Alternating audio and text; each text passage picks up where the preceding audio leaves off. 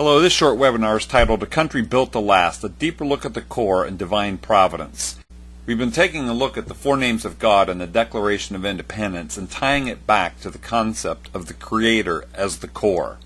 The laws of nature and nature's God, the Creator, the Supreme Judge of the world, and divine providence. This webinar deals with the divine providence aspect of the Creator. George Washington said this in his inaugural address: "No people can be bound to acknowledge and adore the invisible hand which conducts the affairs of men more than the people of the United States. Every step by which they have advanced to the character of an independent nation seems to have been distinguished by some token of providential agency." Well, divine providence, as defined by the 1828 dictionary by Noah Webster, was this: the care and superintendence which God exercises over his creatures. Divine providence is often understood to be God himself. A belief in divine providence is a source of great consolation to good men.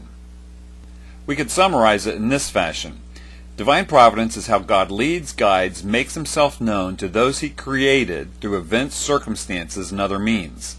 God's involvement in the direction and affairs of men and of nations, the means which his government oversees all earthly governments.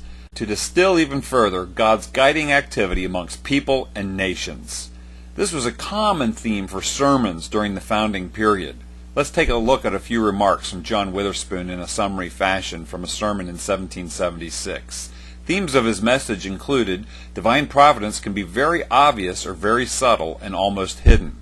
God's providences can be clearly discerned by those whose hearts are turned toward him. God's providences that are seen are incredibly delightful and profitable to a serious mind. You may want to pause the video here and really contemplate these points, particularly this last one about God's providences are seen and incredibly delightful and profitable to those with a serious mind. Do you have a serious mind to look for God's providences in your life? Boop!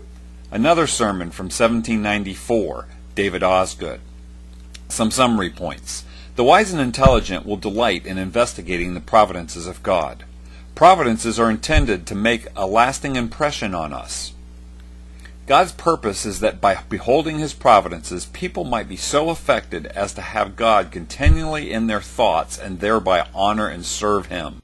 This is how Washington can say, "No people can be bound to acknowledge and adore the invisible hand which conducts the affairs of men more than the people of the United States."